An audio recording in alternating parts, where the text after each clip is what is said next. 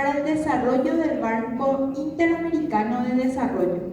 Estableció y presidió la Comisión Técnica Tributaria de Paraguay. Lideró el Fondo de Excelencia para la Educación de Paraguay, la Comisión Nacional de Estrategia de Inclusión Financiera y se desempeñó como viceministra de Economía. Se desempeñó como economista en pobreza y prácticas globales macrofiscales del Banco Mundial y como profesora adjunta en Lehigh University, donde obtuvo un PhD en economía. Actualmente se desempeña como asesor estratégico del directorio del Banco BASA y miembro del directorio del Open Contracting Partnership, incluida en la lista de mujeres inspiradoras 2022 de World Commerce and Contracting.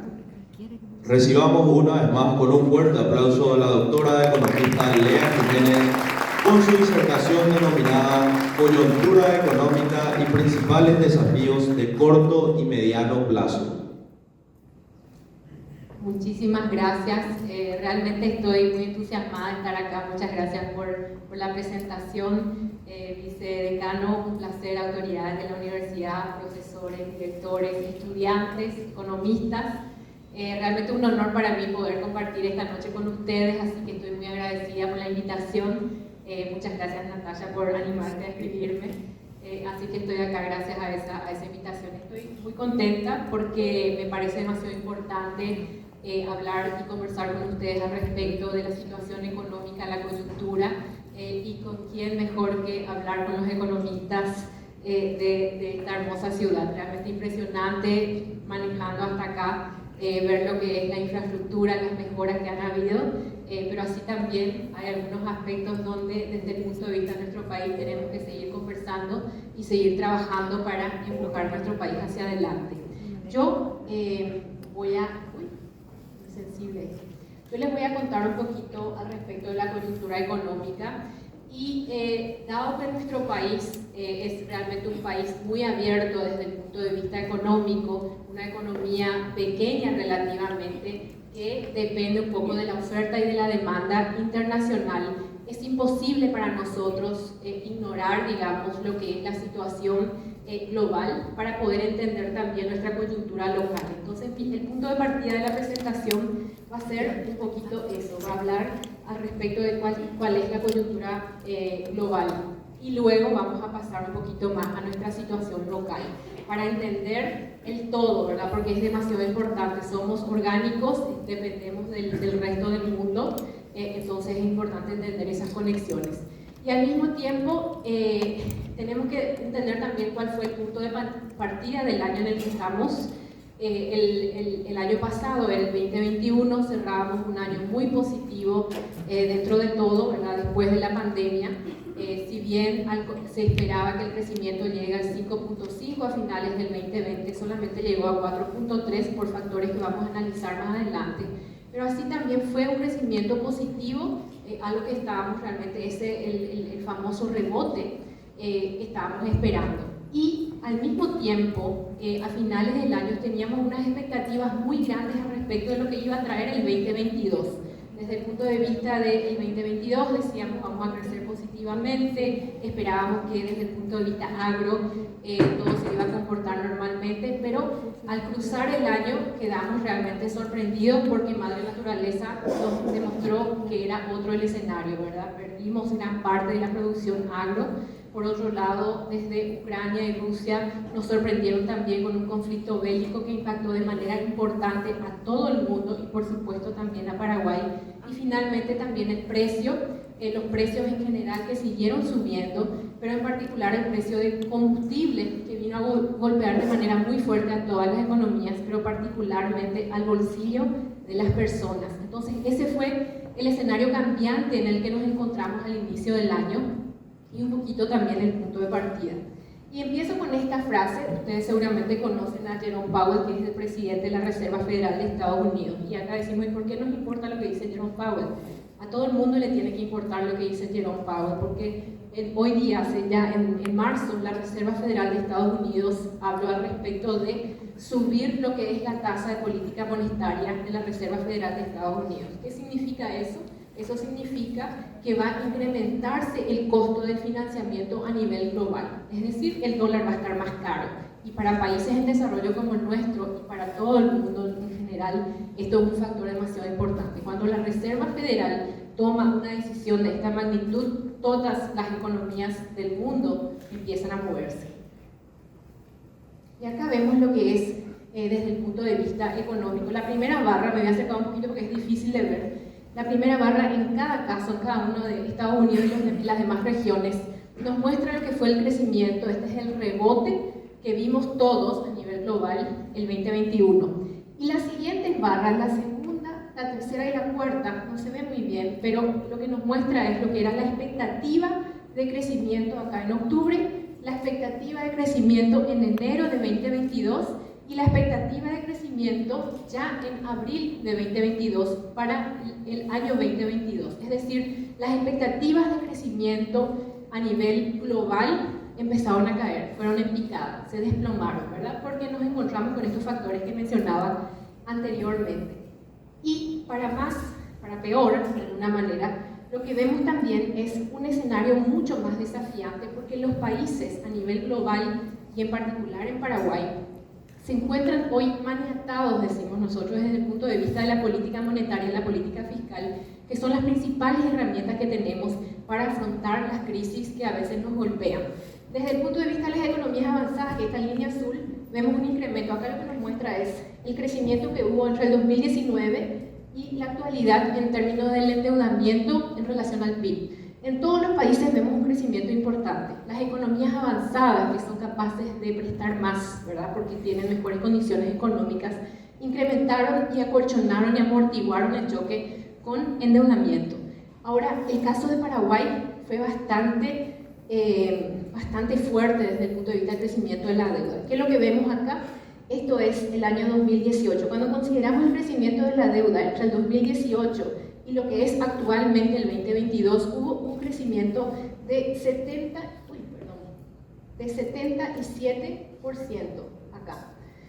Y cuando consideramos lo que es el crecimiento de la deuda ya en el 2019, que fue un año difícil, hasta el 2021, el crecimiento de la deuda fue de 55%, es decir, un crecimiento tremendamente importante en términos de endeudamiento en comparación a lo que es el promedio de los demás países, incluso los países y las economías avanzadas.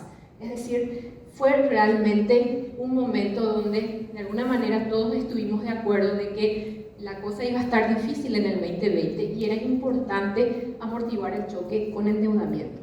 Ahora bien, desde el punto de vista del crecimiento, acá lo que vemos es la línea roja nos muestra qué pasó en el 2020, todas las economías siguieron un patrón similar, se cayeron. En Paraguay hablábamos de que no nos caímos tanto, decíamos nosotros, pero claro que no nos caímos tanto porque estábamos hablando con relación al 2019, que ya fue un año donde el crecimiento fue realmente cero, es decir, no nos caímos porque ya estábamos en punto muerto. Ahora, ¿qué pasó después? Muy sensible ¿Qué pasó después? En el año 2021 vimos el rebote, es decir, las barritas verdes, todas las economías fueron para arriba. En el caso de Paraguay se esperaba un crecimiento de 5.5, no se llegó a concretar eso porque la implementación justamente de la campaña de vacunación empezó muy tarde y por eso no pudimos reactivar la economía con la rapidez que se necesitaba, aprovechando el año completo. Entonces esto empezó tarde y terminó tarde también. Entonces ahí que se puso una suerte de freno de mano otra vez en términos de crecimiento. En vez de 5.5 llegamos a 4.3. Este está mal, era 4.3, ahí está el crecimiento final. Ahora, ¿qué pasa hoy en el 2022? ¿Cuál es la expectativa de crecimiento después de estas revisiones a la baja? Lo que nosotros vemos hoy en Paraguay es que la expectativa de crecimiento es de 0.3, es decir, prácticamente un año más en el que no vamos a crecer. Y no solamente eso, vamos a ser la economía que menos crece en toda la región. Y cuando miramos todo el mapa de Latinoamérica, nos situamos con Haití. Hace rato que no nos comparábamos con Haití, pero ahora lastimosamente tenemos que decir, Paraguay y Haití son los dos países en toda la región latinoamericana y del Caribe que van a crecer más poco en comparación al resto de los países de esa misma región. es decir, vamos a crecer poquísimo, no vamos a crecer prácticamente porque 0.3 es lo mismo que 0.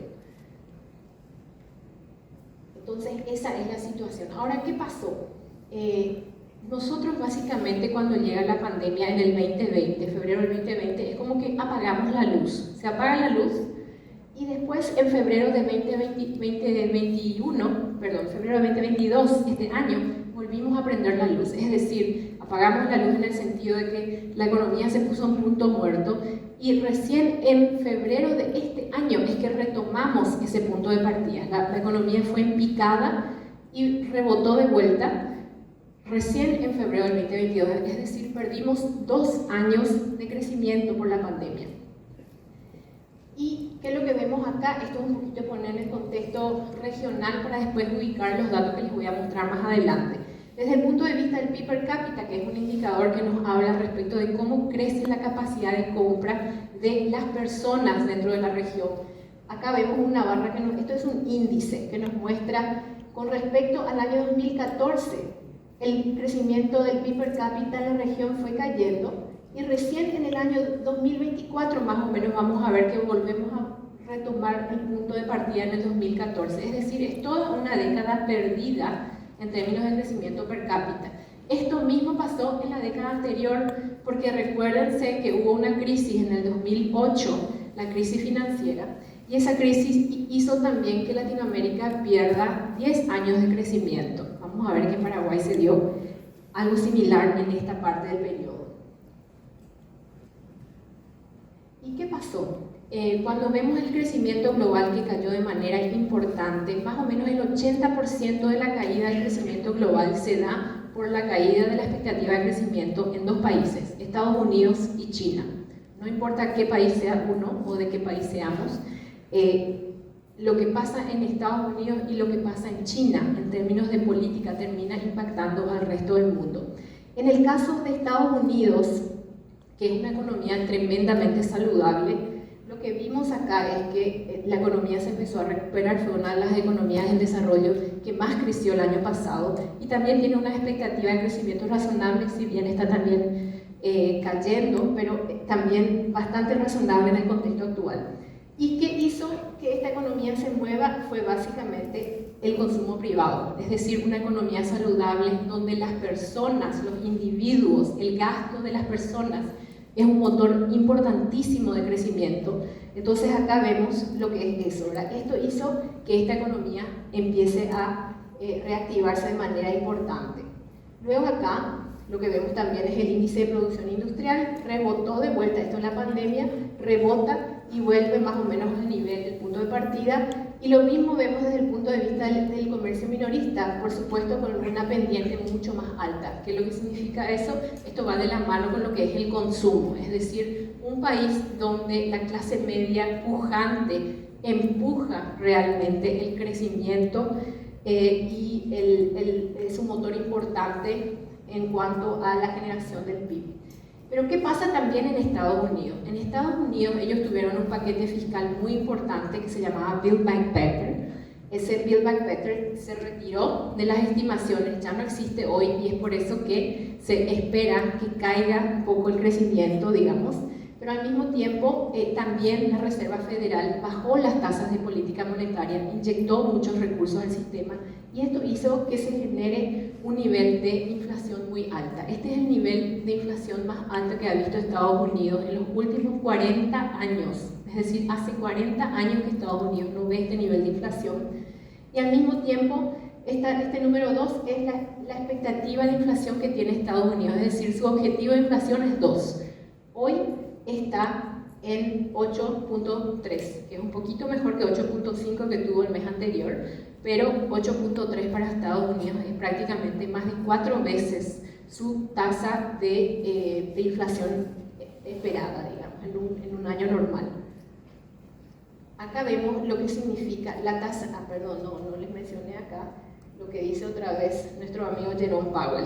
Jerome Powell habla al respecto de que ya tenemos que dejar de decir que esta es una inflación transitoria, esta es una inflación que está acá para quedarse y tenemos que, esto lo dijo ya en marzo, tenemos que empezar a subir la tasa de política monetaria. El mismo presidente Biden hablaba de que El objetivo principal de la política económica debe ser hoy controlar la inflación. ¿Por qué controlar la inflación? Porque esto afecta de manera tremenda el poder adquisitivo de las personas, de las empresas, etc. Es decir, se esparce por toda la economía y cuando se sale de control es realmente un problema muy grave. Entonces, ¿qué es lo que vimos que está haciendo Estados Unidos? Empieza a subir la tasa de política monetaria.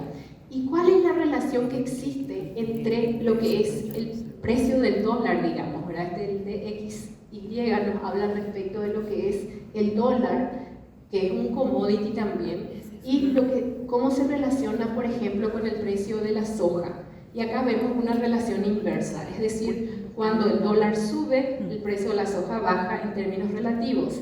Y lo que podemos esperar acá es que a medida que la tasa de política monetaria sube, la Reserva Federal sube los intereses, entonces se aprecia el dólar y baja el precio relativo de la soja. Es decir, ¿qué significa eso para Paraguay? Que vamos a estar enfrentando un precio más bajo de la soja y eso significa menos dólares que van a ingresar a nuestra economía. Y eso es para nosotros bastante relevante dado el peso que tiene ese sector y otros sectores de productos de commodities que vendemos.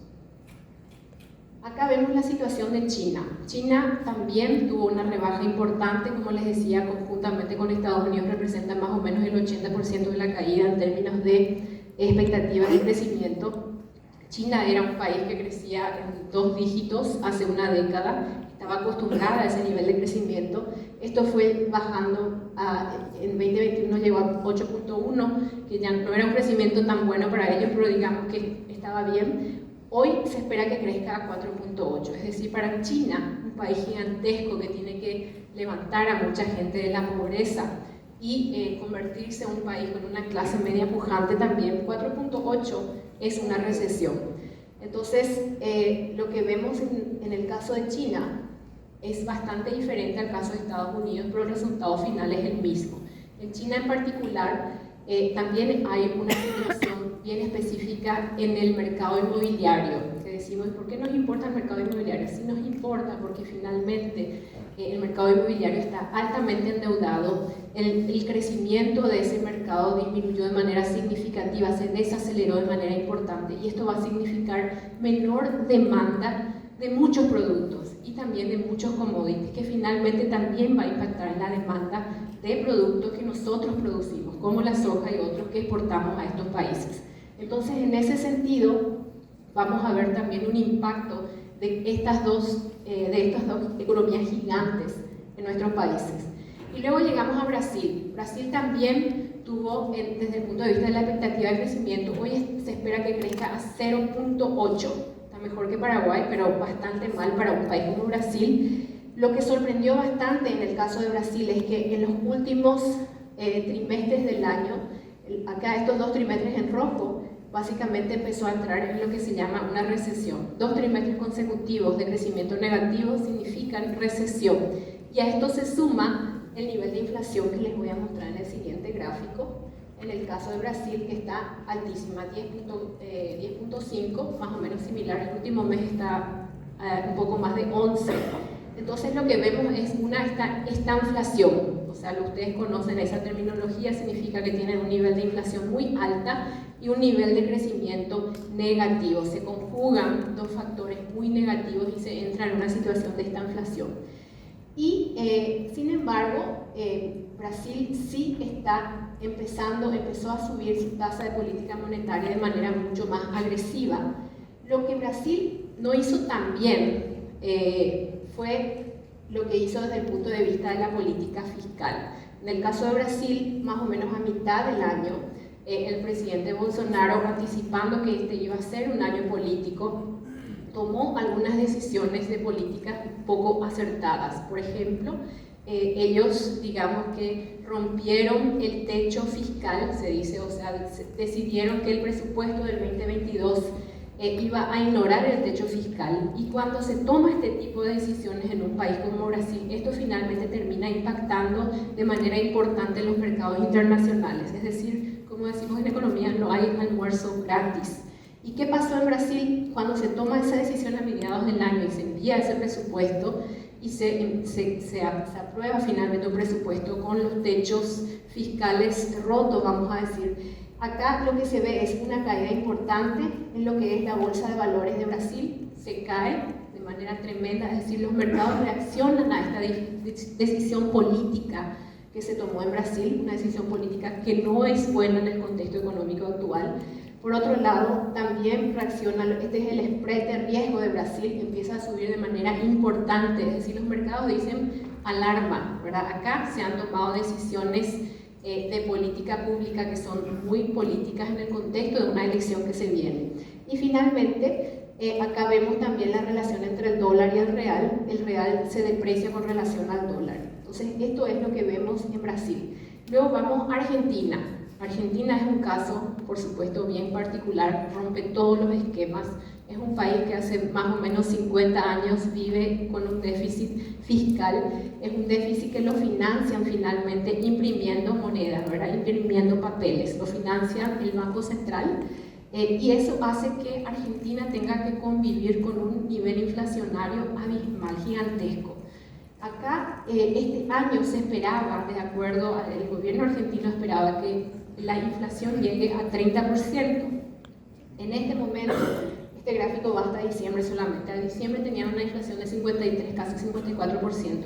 Hoy la inflación llega ya a casi 60%, 58%. Es decir, es una locura. Imagínense si ustedes ganan el salario mínimo y 60% del valor de ese salario desaparece. Es decir, solamente tenés 40%. Es realmente, siquiera imaginarnos ese contexto es impensable.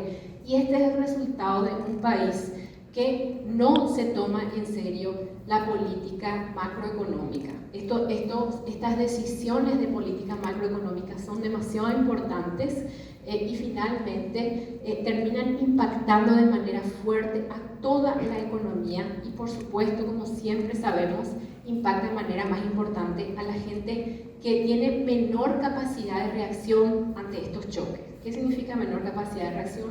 Tal vez tengo menos ingresos, tal vez estoy altamente endeudada o otros escenarios potenciales que uno puede tener que no nos permiten amortiguar un choque como este de manera, digamos, más fácil. Entonces, esto es un golpe fuertísimo. Además de esto, la Argentina también tiene una política cambiaria tremendamente distorsiva. ¿Qué pasa acá? Argentina, además de imprimir billetes para financiar su déficit, es decir, no lo financia con un crecimiento de su economía, sino que simplemente imprime papeles.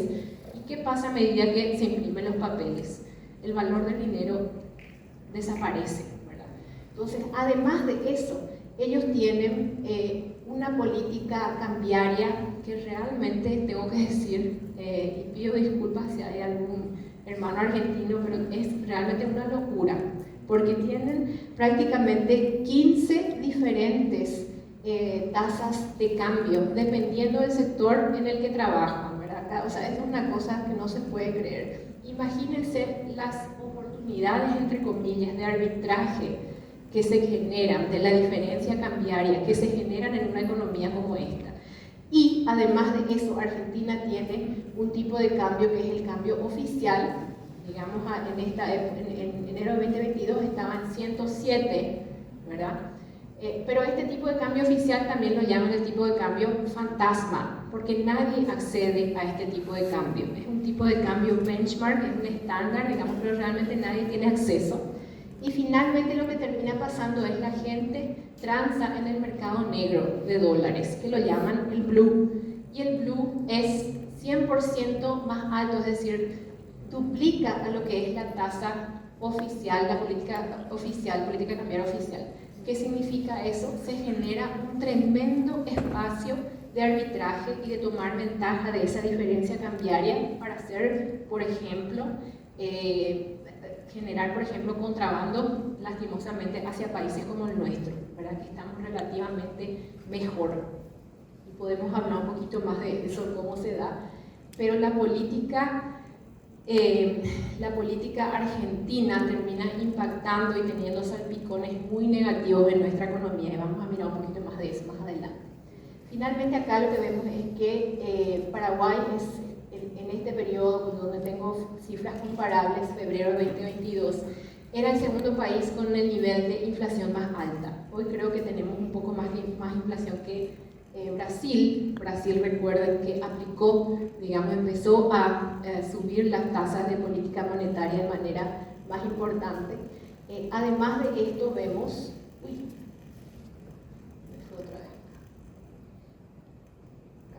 Además de esto vemos lo que ya saben ustedes, los precios de los commodities siguen subiendo, hay una situación inflacionaria, el precio del petróleo también tiene una tendencia al alza, aunque ahora pareciera ser, no sé, parece que se estabiliza y después vuelve a subir otra vez. Entonces estamos ahí en una economía global con tremendo nivel de incertidumbre, muchísima volatilidad. Entonces un escenario donde todo está básicamente muy volátil y donde los países tienen mucho menos espacio de reacción desde el punto de vista tanto de la política monetaria como de la política fiscal. Ahora bien, ¿qué hicieron los países? Acá vemos estos países: Brasil, México, Colombia, Chile, Perú y Paraguay. Paraguay es el rojo. La evolución de la tasa de política monetaria, por supuesto, a finales, cuando empieza la pandemia, todos los países, todas las tasas de política monetaria en estos países caen de manera importante porque se esperaba que la inflación iba a desplomarse también digamos, después de haber puesto la economía en punto muerto. Pero cuando empezamos a ver señales, digamos, de recuperación ya en el 2021, todos sabíamos que iba a ser un año de rebote cuando menos, y tal vez si teníamos suerte algo de recuperación, porque hay que diferenciar lo que es el rebote. El rebote es básicamente de manera con inercia la economía vuelve a un punto, ¿verdad? Y recuperación es volver a la senda que veníamos transitando. Hay una diferencia importante entre esos dos conceptos. Acá lo que vemos es varios de los países empezaron, por ejemplo Brasil, empezaron a subir las tasas. Paraguay recién empezó a subir las tasas aquí a mediados del año, muy tímidamente. Y todavía, como vamos a ver acá en el siguiente gráfico, no sé dónde se fue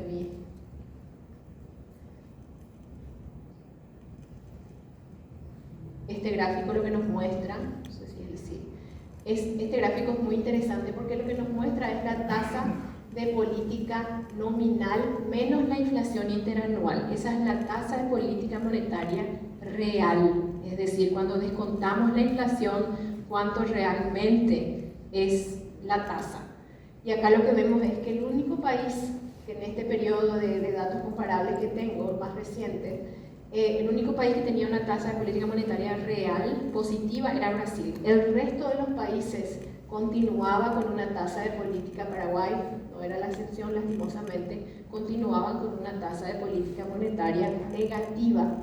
Es decir, de alguna manera podemos decir que esa inyección de recursos muy baratos en la economía de alguna manera empezó a depreciar el valor del dinero y a alimentar lo que es la inflación.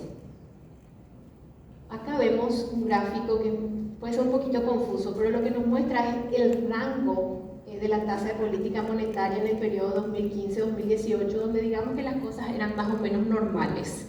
Y vemos acá dónde está la tasa de política monetaria actual. Hoy ya estamos llegando, digamos, al nivel más o menos promedio, pero tenemos que recordarnos que la tasa estaba a este nivel cuando la inflación estaba alrededor de 4 y 5%. La inflación es una variable muy importante. ¿Por qué es una variable importante? No veo mi gráfico acá parece que borramos sin querer, pero ¿por qué es una variable importante? Porque la tasa de política monetaria siempre tiene que estar por encima de la inflación. ¿Por qué? Porque eso significa que hay una diferencia positiva. El costo del dinero, el dinero siempre vale algo, ¿verdad? Entonces esa relación siempre fue una relación positiva, más o menos una diferencia 1 o 2%. Finalmente hoy la diferencia entre esto es negativa, es decir, la tasa de política monetaria real es negativa. Y eso es algo, esto nos señala que ni siquiera estamos cubriendo la inflación con esa tasa. Eso no es una buena señal porque alimenta la depreciación del valor de nuestro dinero y alimenta también la inflación. Qué pena que no está el gráfico, porque es un gráfico muy ilustrativo. Pero ahora me muevo un poquito más al contexto local. La economía, este es el IMAEP, seguramente ustedes conocen como economistas. Acá lo que vemos es esta línea amarilla, refleja un poquito el resumen de lo que ya pasó. Es decir, el rebote que vimos en el 2021 nos da una pendiente positiva en esta línea, que es el promedio de los últimos 12 meses. Y acá tenemos que tomar en cuenta que aquí empieza a caer, digamos, la dinámica económica en estos meses, ¿verdad? Ya en octubre, diciembre, y esto empeora otra vez enero, febrero. Lo mismo vemos acá, es decir, esta línea eventualmente cuando miremos para atrás unos meses más para adelante va a empezar a ir en picada.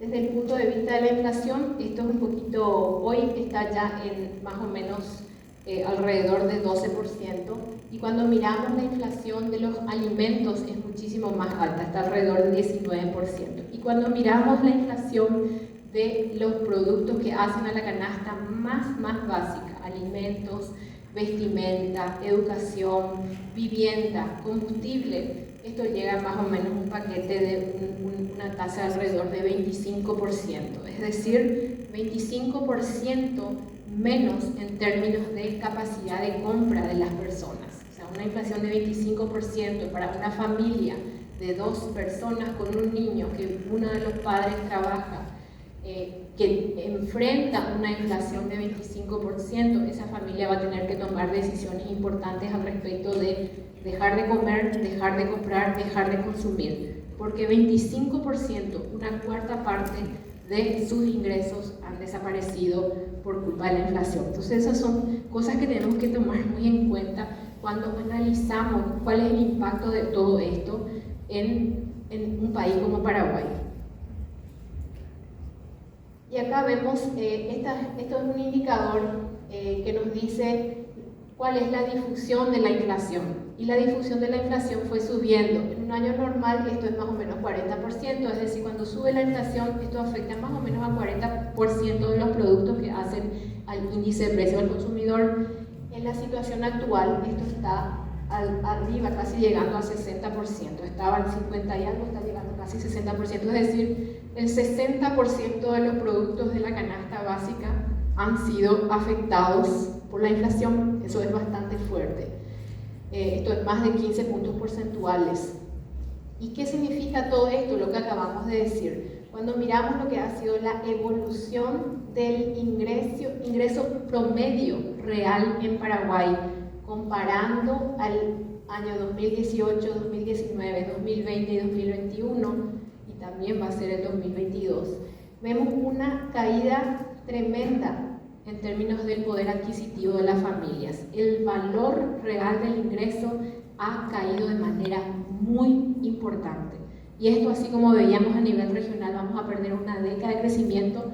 Lastimosamente, en Paraguay no va a ser la excepción, va a ser incluso más profunda la caída. Este gráfico habla un poquito de lo que les decía. Nosotros en el 2021 vimos el rebote. Era un rebote que es prácticamente un rebote por inercia que se da en una economía que vos le habías puesto freno de mano y después le bajás el freno de mano del auto y más o menos por inercia se mueve, o sea, se mueve un poquitito. Ese es el rebote. Nosotros necesitamos recuperación. Y cuando vemos este gráfico nos muestra lo que trato de transmitirles. La línea roja es, digamos, la trayectoria promedio que veníamos transitando. Necesitamos retomar esa trayectoria. Y la línea negra es la trayectoria que venimos transitando ahora. La brecha promedio entre estas dos líneas nos dice cuál es el espacio que hemos perdido, la cancha perdida, es decir, lo que no hemos retomado aún la senda, no hemos recuperado aún ese espacio. Es una estimación así rápida que hicimos. nos habla más o menos de esta área acá, esta diferencia. Son más o menos 16 billones de dólares que perdió nuestra economía en estos años. Y este año, acá no lo pintamos todavía porque todavía no transcurrió este año, pero más o menos se espera que perdamos unos otros adicionales 1.800 millones de dólares o 1.8 billones de dólares adicionales que se espera que pierda nuestra economía en el contexto actual. Es decir, esa es la cancha perdida y lastimosamente hablamos de otro año más de recesión. Ya son prácticamente 4 años que nuestra economía está estancada, punto muerto, y realmente no ha habido avance en términos de nuestro desarrollo económico. Y por supuesto esto también tiene impacto en el desarrollo social. ¿Qué pasó en Paraguay desde el punto de vista de la política de la tasa de política monetaria? Cuando llega la pandemia, se baja la tasa de política, se espera que esto por supuesto nos ayude en un contexto difícil, digamos que se inyectan esos recursos más baratos, ¿verdad? Porque sabíamos que mucho del comercio, muchas de las empresas, muchos de los emprendedores, o sea, toda la economía iba a haber una caída importante en las ventas, en el circulante, digamos. Y muchas de estas empresas se iban a ver en situaciones difíciles, es decir, iban a tener que refinanciar sus deudas para poder aguantar ese periodo. Entonces, en ese sentido, bajar la tasa de política monetaria tenía enorme sentido en ese proceso, ¿verdad? Y ahí se hizo bien eso, y luego se mantuvo esa tasa básicamente cercana a cero. Y finalmente recién a finales del 2021 se empieza a hablar de empezar a subir las tasas. Vamos a ver otro gráfico más adelante. Por supuesto acá esto generó una inyección importante de recursos en la economía. Este es el gráfico que estaba buscando. Este gráfico nos habla de la diferencia que existe entre la tasa nominal, que es la amarilla de política monetaria, la inflación, ¿verdad? Ese espacio que está acá son estas barritas verdes. Estas barritas verdes son la tasa real de la política monetaria. En toda nuestra historia procuramos de que esto esté en el lado positivo, no tiene que ser demasiado alto, hay un equilibrio ahí entre ser razonables, ¿verdad? Una política más o menos neutral nos lleva a una diferencia de alrededor de 2% más o menos, un poquito menos tal vez. Hoy estamos en esta zona, una tasa negativa, ¿verdad? Y acá uno dice, sí, pero subir la tasa va a implicar un incremento importante en lo que es, digamos, prestar recursos para poder financiar un periodo difícil.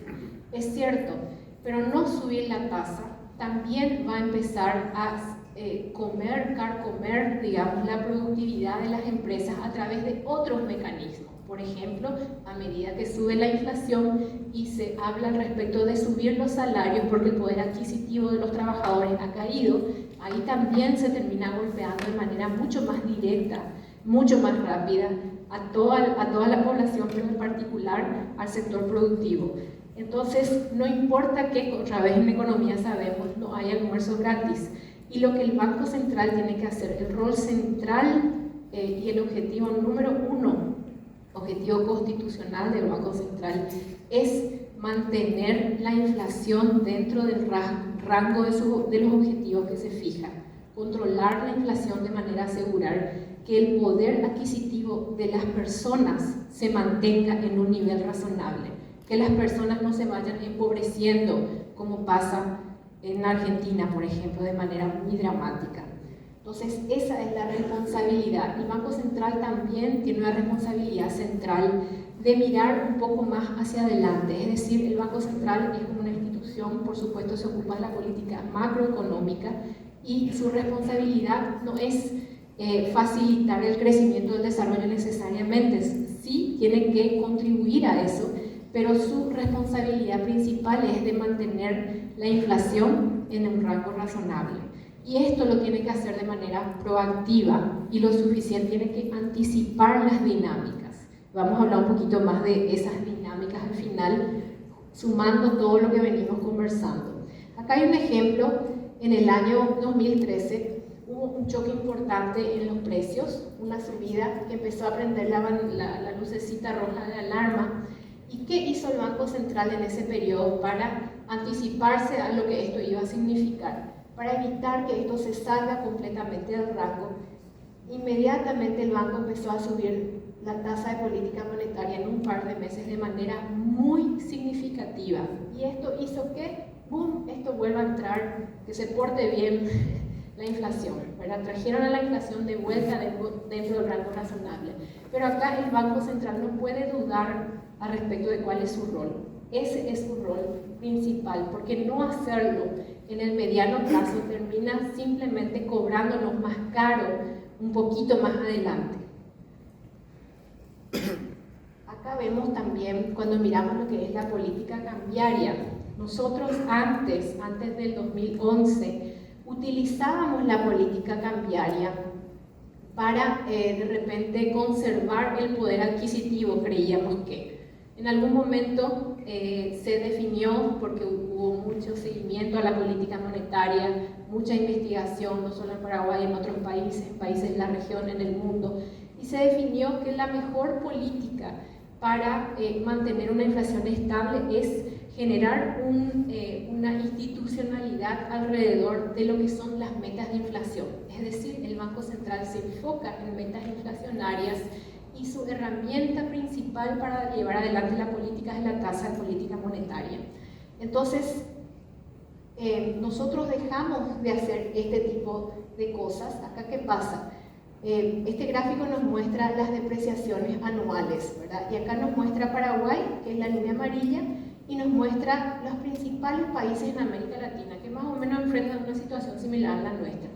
Cuando las principales economías de América Latina, los 5 que están acá, Brasil, Chile, Perú, Colombia, empezaban a depreciar sus monedas en comparación al dólar, Paraguay apreciaba su moneda. ¿Qué pasa cuando apreciamos la moneda? Cuando apreciamos la moneda, de alguna manera, nuestro poder adquisitivo aumenta, ¿verdad? Pero sabemos también que este tipo de política no funciona para mantener el poder adquisitivo de las personas. No funcionó. Y lo que hace es erode nuestras reservas en el Banco Central. Es decir, estamos vendiendo nuestras reservas para procurar mantener el poder adquisitivo de las personas, pero este tipo de políticas las abandonamos en el 2011 cuando adoptamos las metas de inflación y nos fue bastante bien con esas metas. Sin embargo, hoy pareciera ser que también se está haciendo este tipo de intervenciones en el mercado y vemos, por ejemplo, en el 2022 esto que llama mucho la atención de por qué se genera este tipo de venta, digamos, de las reservas en dólares del Banco Central. Ahora bien, ¿esto qué significa? Esto también tiene un impacto desde el punto de vista de incentivos para el contrabando. Cuando nuestra moneda se aprecia y se deprecian las demás monedas en los países vecinos, en particular la Argentina, por ejemplo, esto genera un espacio otra vez de arbitraje muy grande donde se puede aprovechar ese escenario, ¿verdad? De manera de aprovechar, digo entre comillas, para traer contrabando hacia Paraguay. Entonces vamos ahora un poquito a analizar con un ejemplo al final cómo eso puede traducirse y cómo eso impacta finalmente en la economía en su conjunto. Y acá vemos, desde el punto de vista, nos movemos ahora en la política fiscal. Ya vimos que está pasando con la política monetaria, esta es la política fiscal. A lo largo de los años, nosotros, en el 2012, hasta el 2012 Paraguay tuvo resultados fiscales positivos, digamos, ¿verdad? ¿Qué significa eso? Paraguay gastaba menos de lo que recaudaba y eso nos generaba un pequeño ahorro fiscal.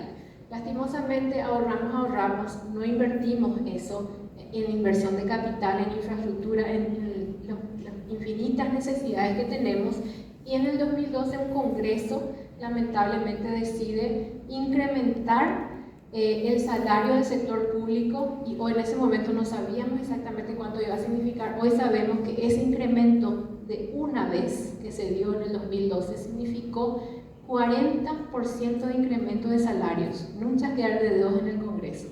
Ese 40%, voy a usar una palabra que no es tan linda, pero chupó, ¿verdad? Chupó todo ese ahorro que habíamos generado en muchos años y finalmente eso hizo que nos moviéramos de una situación de resultado operativo positivo y de resultado fiscal positivo a una situación de resultado fiscal, una situación deficitaria. Nos movimos al negativo. ¿Y eso qué significa?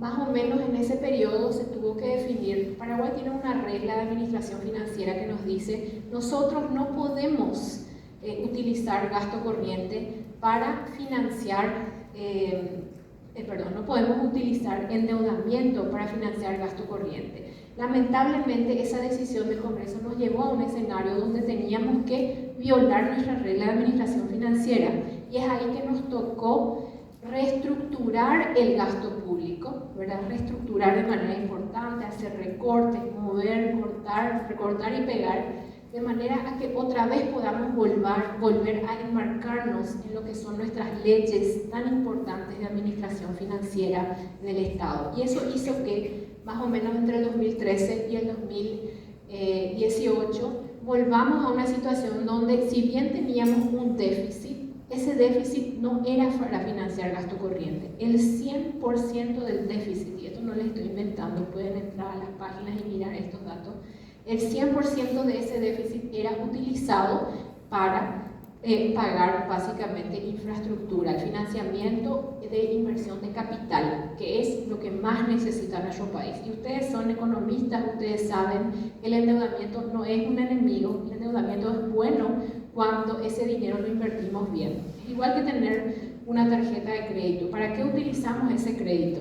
Lo utilizamos para simplemente algún gasto superfluo, para ir a gastar por la peluquería y no sé, bueno, puede ser necesario también la peluquería, pero de repente un gasto que no es necesario, o lo utilizamos para, por ejemplo, pagar nuestra educación, para pagar, empezar a pagar una casa, o sea, nos endeudamos para pagar una casa. Eso termina impactando de manera importante nuestra calidad de vida, nuestras posibilidades, ¿verdad? Nuestras posibilidades de generar ingresos, etc. Es decir, en el caso de un país, la infraestructura se traduce en mayor productividad, mayor actividad económica, mayor competitividad, ¿verdad? Entonces, todo eso hace que un endeudamiento para ese tipo de inversión sí sea justificable, pero un endeudamiento para pagar gasto corriente nomás no es justificable. Entonces hay que entender esa diferencia en para qué nos endeudamos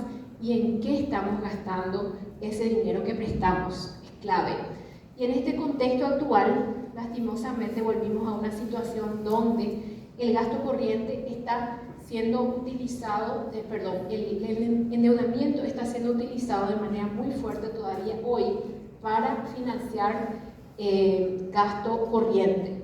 Y eso tenemos que corregir lo más rápido posible. Eso es, de eso hablamos. Corregir eso significa recuperar el colchón que nos permite amortiguar los choques que llegan, ¿verdad? Tener ese espacio fiscal que nos permite reaccionar como lo hicimos al inicio de la pandemia. Si no teníamos ese colchón fiscal y esa reputación que logramos generar cuando los países de afuera nos miran a nosotros, sería imposible enfrentar la pandemia. Por eso la política macro, tanto fiscal como monetaria, es demasiado importante. Y acá analicemos un poquito qué es lo que pasó, qué es lo que está pasando con este gasto. Acá hay una comparación diciembre de 2019 con diciembre de 2020. Y acá vemos el balance fiscal negativo, por eso está entre paréntesis. Más que duplicó acá lo que era el déficit, ¿verdad? Negativo. Fuimos de 6.6 a 14.7, ¿verdad? Y esto, básicamente, 86% de esto estaba vinculado a gastos.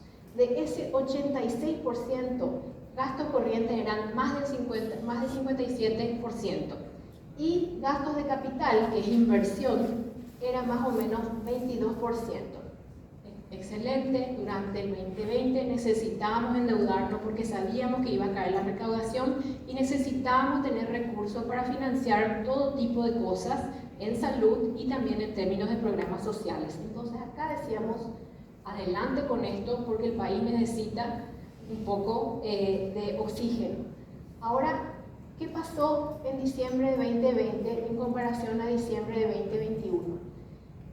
En términos del balance fiscal, hubo una mejora, digamos, en lo que es el déficit. Mejoró, hubo una mejora. ¿Cómo se dio esa mejora?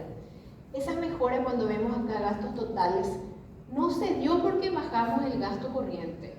El gasto prácticamente no se movió, ninguno de los gastos. Cuando vemos el gasto corriente, hubo una pequeña caída de 10%, pero recuerden lo que fue la subida. La subida fue acá de 31 a 35 en términos nominales, y acá básicamente no hubo cambio. Seguimos en 35, es decir, seguimos gastando al mismo nivel de la pandemia. Entonces hay que prestar atención. ¿Por qué es eso? Tenemos que hacernos preguntas. Y luego, sin embargo, en términos de gasto de capital o inversión, nada cambió. Es decir, ¿cómo mejoramos el déficit? El déficit no mejoró porque dejamos de gastar como estábamos gastando durante la pandemia. Seguimos gastando igual, no es claro por qué para mí, pero tenemos que investigar por qué seguimos gastando a ese nivel. Y, sin embargo, se cubrió ese déficit porque los ingresos totales empezaron a subir, es decir, se recuperó la recaudación y esto hizo que podamos bajar el nivel de déficit. Entonces, eso es lo que vemos acá desde el punto de vista fiscal. Y en este sentido, esta es la proyección, digamos, del gobierno a dónde podría llegar. Si el gobierno ajustaba un poco más ese gasto, entonces íbamos a estar mucho más cerca de nuestros objetivos de déficit, que es del 1.5. Lastimosamente, esos cambios no se están dando con la rapidez necesaria. No es claro por qué, pero sin embargo estamos todavía muy lejos de generar esos colchones que nos van a permitir enfrentar a un próximo choque. Desde el punto de vista de los ingresos tributarios, esto nos habla de la suma de los últimos 3 meses. El crecimiento acá a comienzo del año era 5.2, pero recuerden que la inflación estaba muy por encima de 5, ¿verdad? Es decir, en términos de ingresos reales, la recaudación también empezó a caer de manera importante y seguramente esto está empeorando en este contexto. Entonces, vemos varios desafíos. Acá vemos también lo que es digamos, la dinámica de los salarios, los salarios como proporción de los ingresos tributarios, y vemos también los salarios como proporción de los ingresos y los intereses de deuda, que son lo que se paga con ingresos corrientes. Hay un incremento en lo que es la rigidez, acá está mejorando un poquito, y también acá hablo un poquito de lo que es el balance de la caja fiscal, que es un tema gigante que me encantaría conversar con ustedes, pero el balance de la caja fiscal tenemos que prestar mucha atención, porque en este momento, este año, el déficit que genera la caja fiscal, que lo financiamos prácticamente todos nosotros con nuestros impuestos, está llegando a más o menos 230 millones de dólares. Una parte de eso, en la parte más pequeña, se financia con recursos que vienen de la misma caja fiscal, otras cajas que no son deficitarias dentro de la caja fiscal, pero en neto, finalmente todos los paraguayos estamos financiando la caja fiscal. Ustedes saben lo que es la caja fiscal. Es la caja de jubilación de los funcionarios públicos. La caja a la cual es como el IPS, pero de los funcionarios públicos. La caja a la cual ellos aportan, que hoy es tremendamente deficitaria, y la financiamos todos nosotros. Entonces, ese es un tema que es un tema muy importante, sobre el cual como país necesitamos trabajar, no solamente la caja fiscal, el IPS y todas las demás cajas. Ahí hay un desafío muy importante, pero la caja fiscal en particular es relevante porque esto se financia con ingresos tributarios. Y acá quiero cerrar, antes de cerrar, volver a este gráfico, porque es un gráfico muy importante. Retomamos otra vez el punto de partida. Nosotros somos un país tomador de precios. Cuando los precios de la materia suben, esto genera una presión inflacionaria dentro de nuestro país. Cuando la política monetaria es demasiado expansiva, eso que veíamos de que la tasa de la política monetaria es negativa, eso hay que corregir, porque eso también genera un exceso de liquidez en el sistema que se traduce en pérdida de valor de la moneda a través de un incremento de la inflación. Y acá, desde el punto de vista de la política fiscal, también hubo una inyección importantísima durante el 2020 y aparentemente también durante el 2021, aunque no es claro hacia dónde se fue eso, sí, en el 2021. Y eso también genera, eso no es parte de una economía que crece, no son ingresos que se generan por nuestra productividad y por una economía pujante, son ingresos que entran de afuera y se inyectan en una economía que está en punto muerto. Entonces eso también, cuando la economía empieza a recuperarse, se convierte en un super combo para generar inflación. ¿Por qué menciono esto? Porque a veces se habla de que todos estos factores externos son los que están causando que la inflación suba. Es cierto, los factores externos están causando que la inflación suba, pero Paraguay siempre fue un país expuesto a una alta volatilidad de los precios que se establecen afuera de nuestro país. Somos tomadores de precios. También siempre estuvimos expuestos a, de repente, cambios importantes en la política monetaria y fiscal. Por eso es importante manejar esas políticas con mucha seriedad y con mucha responsabilidad, entendiendo cuál es la principal obligación de cada una de estas instituciones. Y finalmente, en conjunción, digamos, con lo que es la recuperación de la actividad económica del 2021, ante la ausencia de políticas acertadas en estos ámbitos, ¿verdad? O perseguir a la inflación desde atrás con la tasa de política monetaria negativa, o seguir gastando de más, pero no necesariamente en inversión de capital, donde es donde necesitamos gastar, o en educación o en otros ámbitos cruciales, es ahí que necesitamos poner mucha atención y necesitamos entender el impacto que las decisiones de política terminan teniendo en la vida de todos nosotros.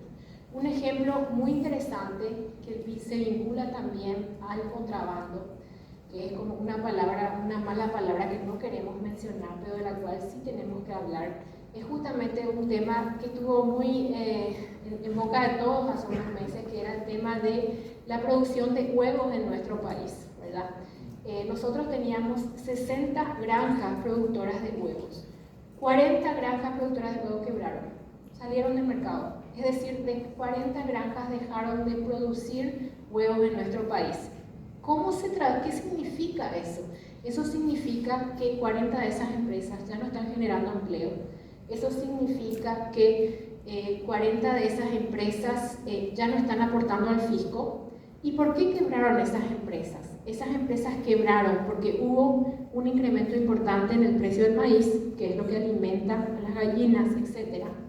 Pero más importante aún, hubo una entrada fuertísima de contrabando, que hizo que estas empresas, que son formales, que aportan al fisco, que generan empleo formal, ya no puedan competir en un escenario de competencia injusta de productos que entran de afuera, y finalmente la gente en una situación difícil termina comprando esos productos. ¿Y qué significa esto? Esto se traduce además en mayor inflación, además de todo lo que ya mencioné, en mayor inflación dentro de nuestro país, porque terminamos desabastecidos de un producto central. Uno dice huevos y a veces nos queremos reír. Es un producto central en lo que es toda nuestra cadena alimentaria.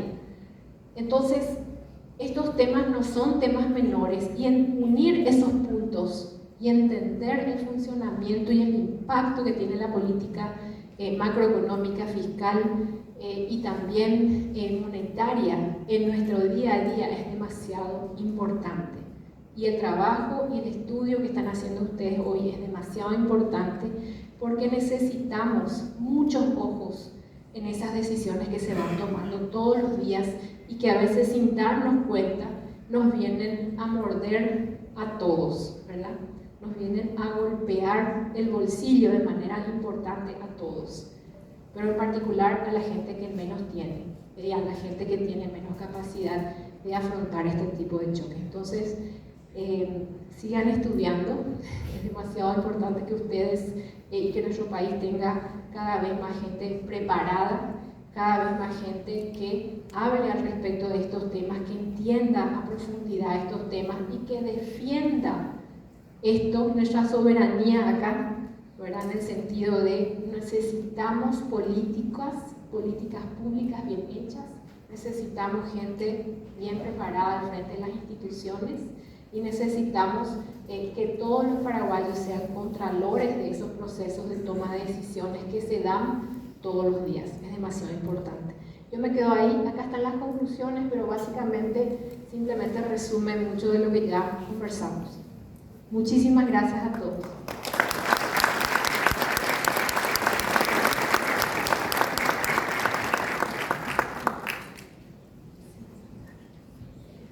Agradecemos a la doctora economista Lea Jiménez por su magistral exposición y abrimos un espacio de preguntas del público.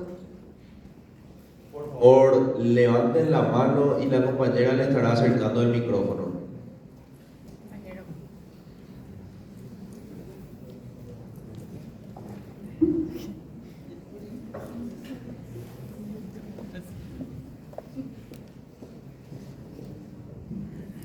Muy buenas noches.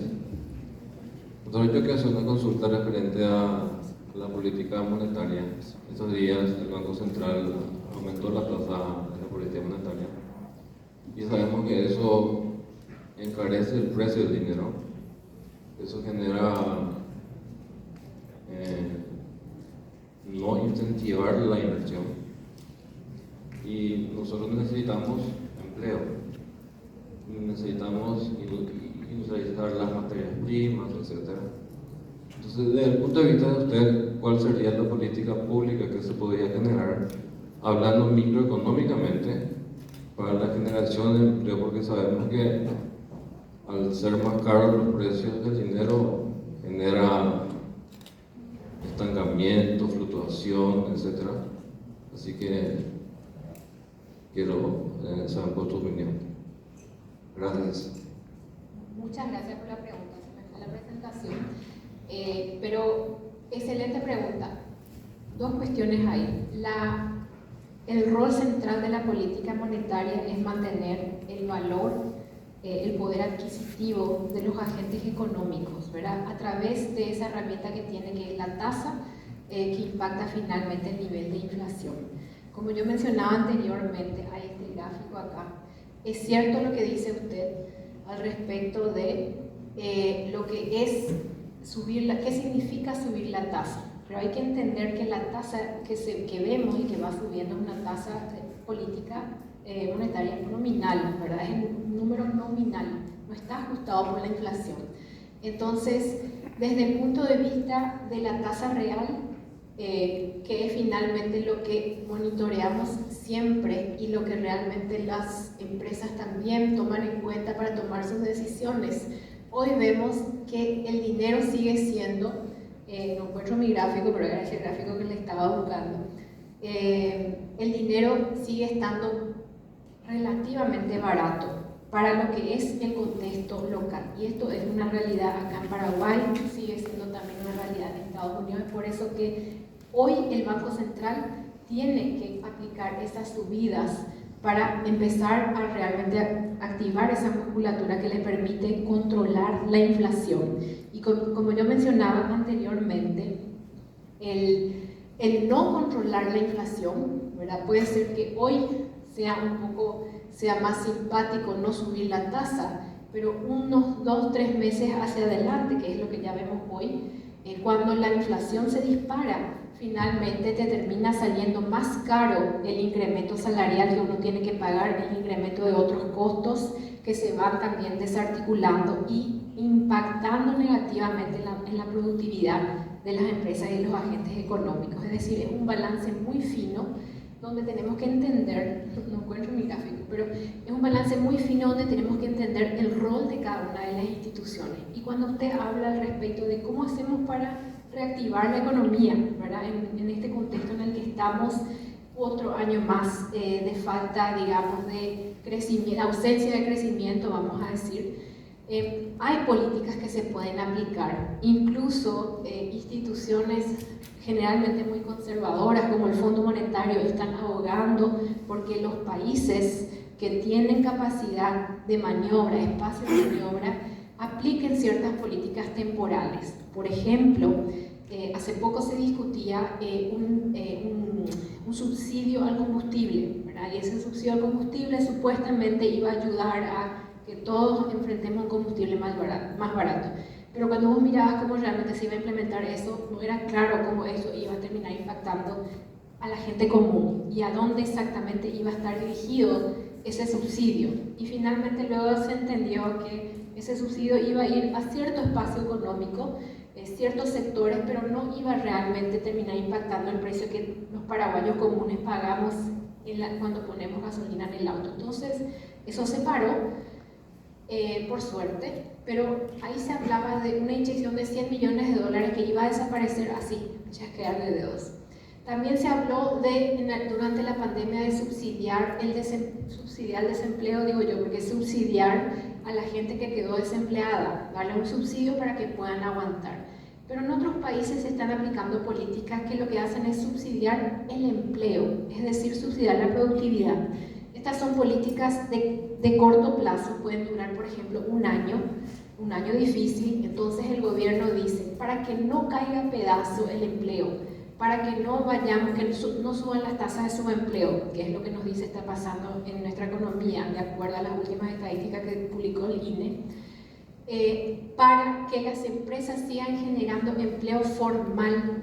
Vamos a subsidiar un X% en el caso de Colombia, por ejemplo, hablan de más o menos 25%, vamos a redondear, tienen varios grupos, pero 25% subsidian el salario de más o menos 13 meses sería en el caso de Paraguay, porque en un año tenemos 13 salarios, ¿verdad? Entonces subsidian eso en un 25% a todas las empresas que están generando nuevos empleos. Es decir, si yo soy un microempresario y me encantaría tener 2 empleados más, pero no puedo porque el contexto de la pandemia hace que esto sea difícil, eso me genera un incentivo para generar esos nuevos empleos y seguir trabajando, seguir produciendo y seguir formalizando y subsidiar de esa forma el empleo y no subsidiar el desempleo.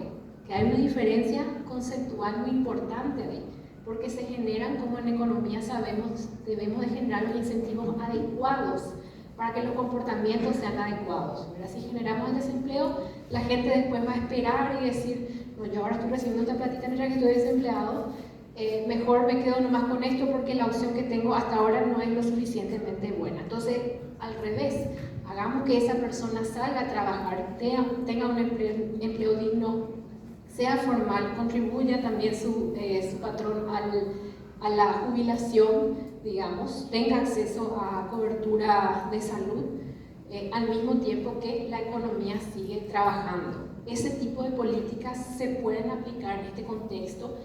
Yo había hecho un cálculo rápido de cuántas personas más o menos subsidiarían 100 millones de dólares, que era el costo de ese subsidio al combustible. 100 millones de dólares permitiría que más o menos 100.000 trabajadores puedan ser subsidiados a través de un programa como ese en Paraguay. 100.000 es mucho, podemos partir a la mitad, 50 millones de dólares puede subsidiar a las empresas por un año completo para asegurar ese tipo de programas en un país como Paraguay. Es decir, hay cosas que sí se pueden hacer y esas son cuestiones temporales, no nos van a solucionar los problemas estructurales o de mediano plazo, pero nos van a ayudar a sobrellevar una situación difícil este año, mientras que se siguen trabajando en esas políticas de mediano y largo plazo, que hoy lastimosamente están paradas. Hay reformas demasiado importantes que nos permitirían recuperar el espacio fiscal. Suena como una cosa tan etérea el espacio fiscal. El espacio fiscal es central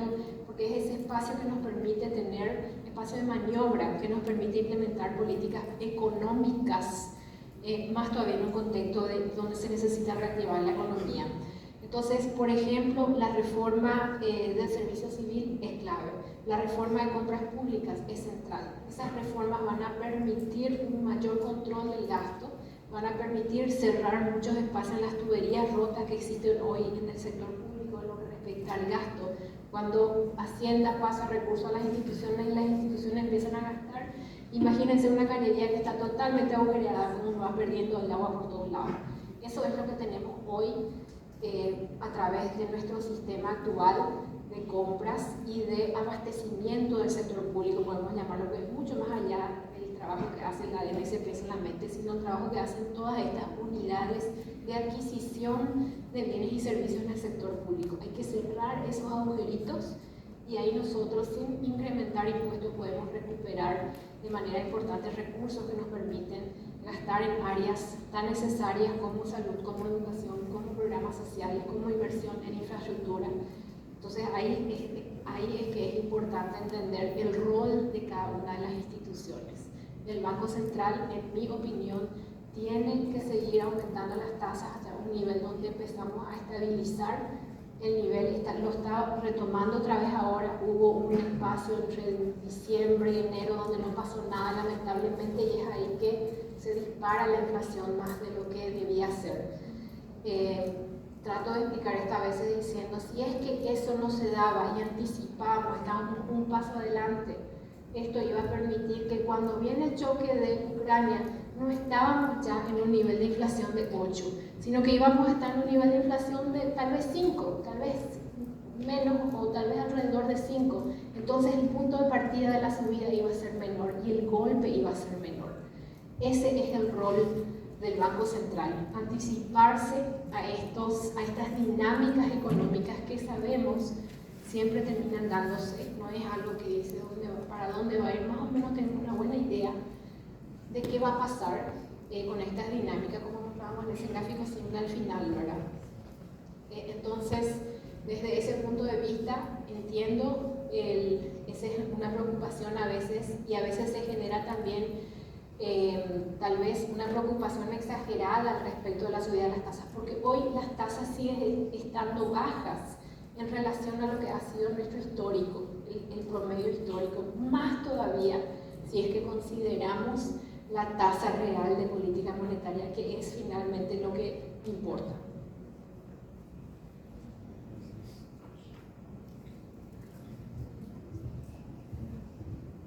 Anímense. Buenas noches.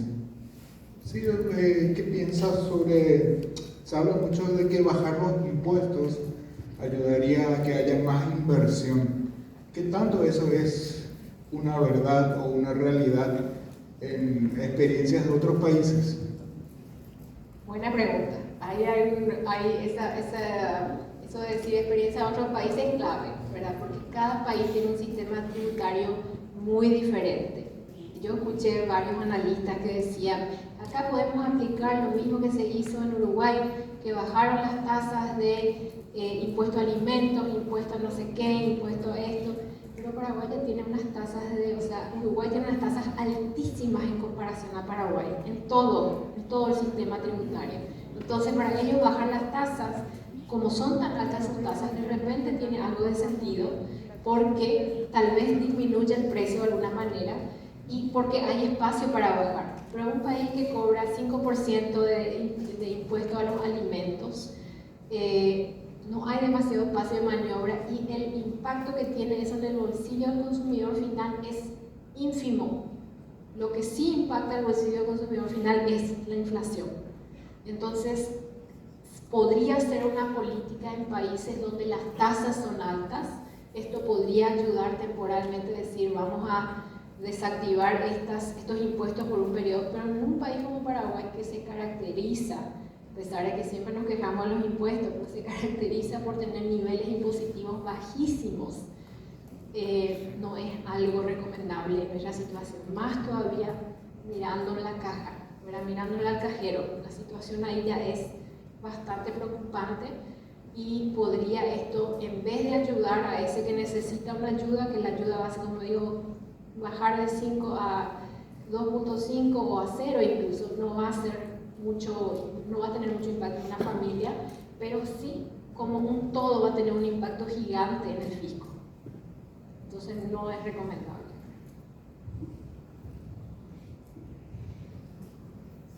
Sean tímidos.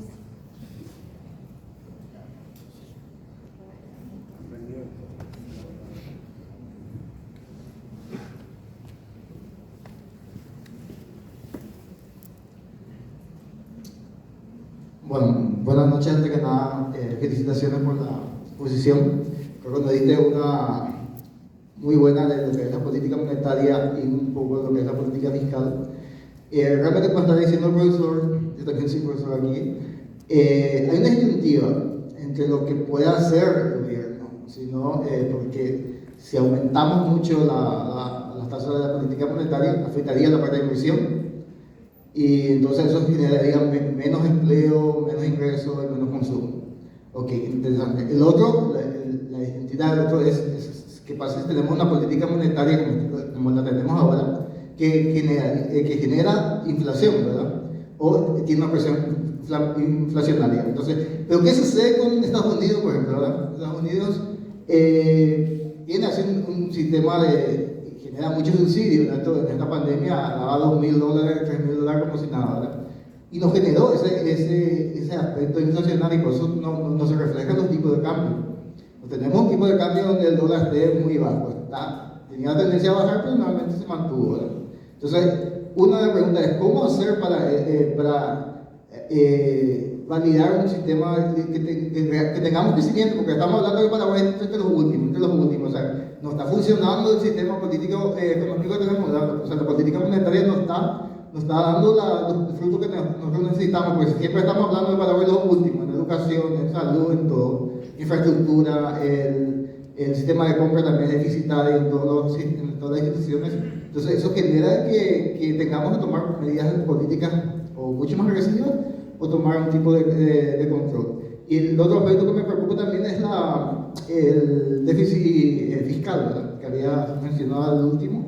Realmente un mes o 2 meses que el activo, el funcionario activo del sector público no pague, eso generaría que la parte jubilatoria no pueda pagar su deuda, ¿verdad? O sea, de hecho que está dando deficitariamente, ¿verdad? Entonces, son dos aspectos que realmente siempre estamos en la duda como cuál es la política activista en el caso de los subsidios tampoco estoy muy de acuerdo, ¿verdad?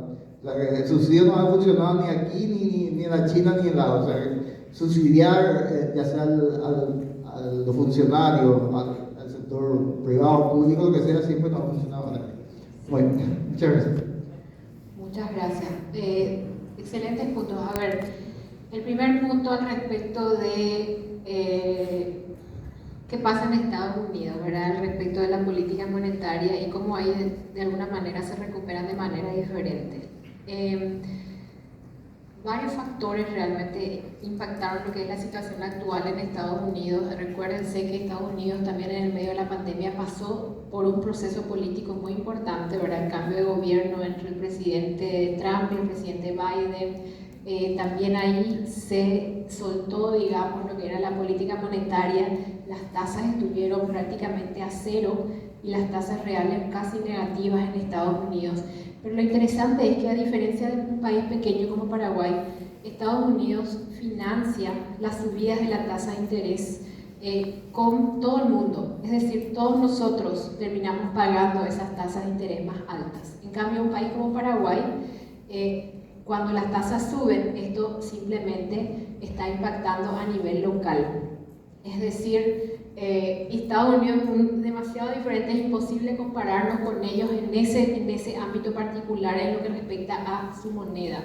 Ahora, también tenemos que entender que la política fiscal y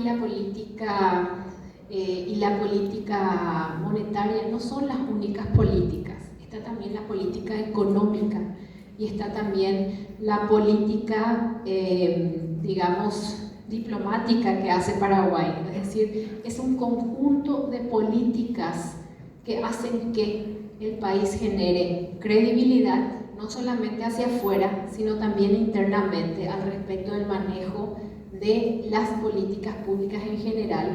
La credibilidad hoy está muy baja y eso también genera mucha inestabilidad que hace que muchos actores económicos estén dudosos al respecto de todo.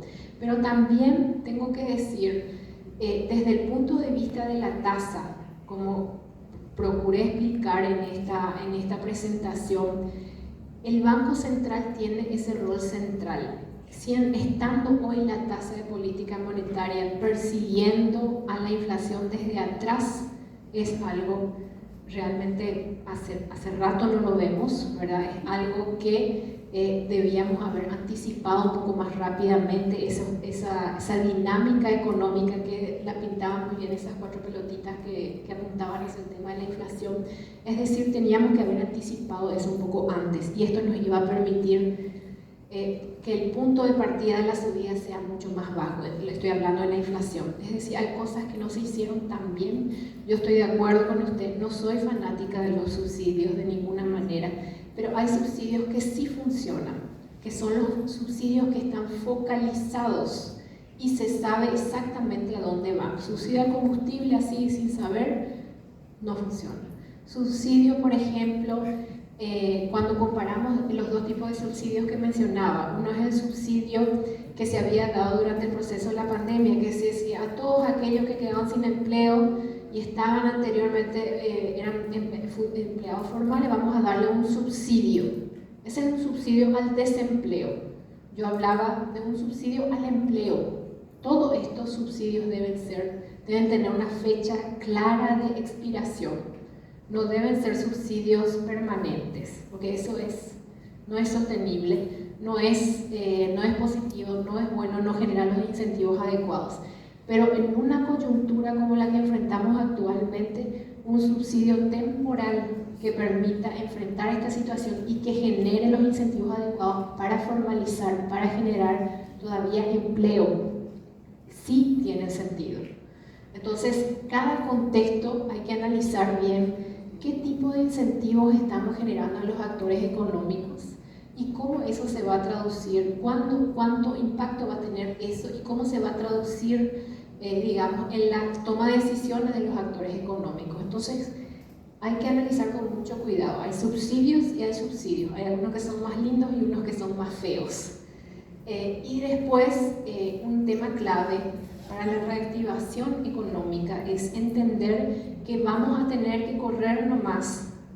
Debíamos haber estado corriendo eso, pero vamos a tener que correr carreras de diferentes velocidades. Está la carrera que tenemos que correr, la carrera rápida, de corto plazo, digamos, una velocidad así tenemos que responder las urgencias, y luego está la carrera de aguante, ¿verdad? Esas 2 carreras no podemos abandonar ninguna de las 2, tenemos que trabajar en políticas en ambos frentes.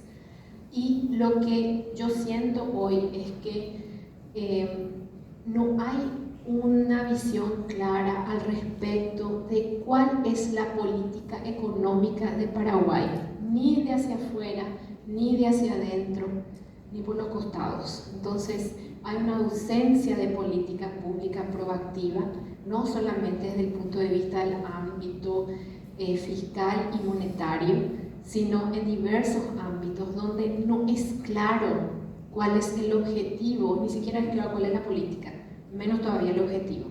Entonces, tener claridad, tener un entendimiento de hacia dónde va el barco es demasiado importante para poder direccionar a nuestra economía y para poder poner los esfuerzos y las inversiones en los lugares correctos. Entonces, hace falta mayor claridad, hace falta mayor presencia en términos de explicar a todos nosotros hacia dónde está yendo esto, hacia dónde apuntamos, más todavía en un contexto de una elección que se viene, ¿verdad? Un contexto político, que como sabemos bien, los contextos políticos, cada 5 años tienen un impacto muy fuerte en la toma de decisiones de política pública, ¿verdad?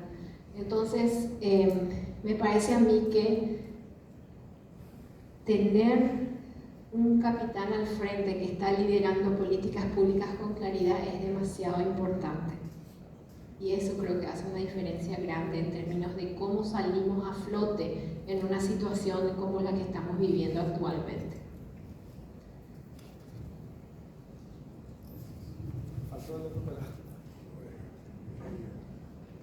Perdón. La parte del déficit fiscal también te había preguntado. ¿Cuál es la pregunta respecto? De la caja fiscal y el déficit fiscal. La caja fiscal, mejor dicho.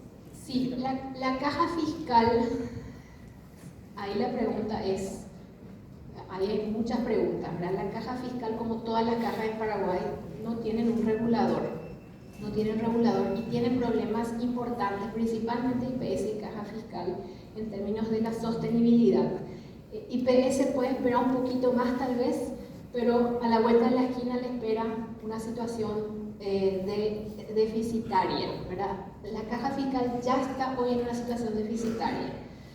La caja fiscal, IPS y todas las demás cajas necesitan tener un manejo claro de cómo se manejan los fondos, ¿verdad? Tiene que haber claridad al respecto de eso, cómo se invierten esos fondos, qué tipo de retorno están dando esos fondos a los aportantes, a los dueños de esos fondos, para asegurar la sostenibilidad de estas cajas. Esa es la parte financiera, que hoy no hay regulador, se maneja el arbitrio de los administradores de turno, digamos, y en el caso de la caja fiscal está así encerrada en un cuadrado donde es muy poco lo que puede hacer. Hay necesidad de hacer cambios legislativos importantes, hay necesidad de tener un regulador que asegure que esos fondos no se tocan de manera irresponsable, porque eso sí sería muy grave. Hoy ya está tal vez pasando eso, ni siquiera sabemos porque no hay regulador. Es muy poco lo que se sabe de repente del manejo, del gerenciamiento de esos fondos. ¿Y qué significa todo esto? En términos de la caja fiscal solamente, IPS dije está un poco más para adelante, caja fiscal es a la vuelta de la esquina. Al próximo gobierno le va a explotar una bomba a mediados del gobierno, ¿verdad? ¿En qué sentido? El déficit fiscal va a ser tremendamente grande. Se calcula que más o menos para el 2019 va a haber un déficit acumulado en estos años que hasta el 2019 de 2.500 millones de dólares, y eso tiene que salir de los impuestos, eso tiene que salir de las cajas que no están en situación deficitaria dentro de la caja fiscal, ¿verdad? Entonces ahí algo se cubre, pero gran parte de ese déficit lo cubren los impuestos. Es decir, todos esos 2.500 millones de dólares que podríamos estar utilizando para hacer inversiones en salud, en educación, en infraestructura, en lo que sea, vamos a tener que direccionarlos para cerrar el agujero de la caja fiscal. Entonces, es esa situación la que tenemos que enmendar, y para enmendar esa situación hay que tomar decisiones importantes al respecto del rumbo de esas dos cajas. Hay que reformar el sistema, hay que tiene que existir un regulador, y hay que también tomar en cuenta que la sostenibilidad de estas cajas tiene dos patas. Una es la parte financiera, de cómo se administran esos fondos, y otra es la parte social, ¿verdad? Y cómo parametrizamos las jubilaciones. Y hay que tener un entendimiento claro de eso, ¿verdad? No es solamente dinero, no es solamente un agujero, es un sistema previsional que necesita modernizarse, que necesita ser sostenible, no solamente por el bien de los aportantes, sino por el bien de todo nuestro sistema. Y como ustedes saben, siendo economistas, los países necesitan de ahorros de largo plazo para desarrollarse, ¿verdad? Y también el sistema previsional necesita ser sostenible y asegurar de que los recursos de los aportantes están resguardados para el momento en el que se jubilan. Entonces, esa es una preocupación. Me encantaría que en este contexto de elecciones se discuta mucho al respecto de cuáles son los planteamientos, por ejemplo, de los diferentes candidatos que van a aparecer por ahí, porque estos son temas centrales para lo que van a ser los próximos años en nuestro desarrollo y en nuestra situación económica. Muchas gracias, doctora. Muchas gracias.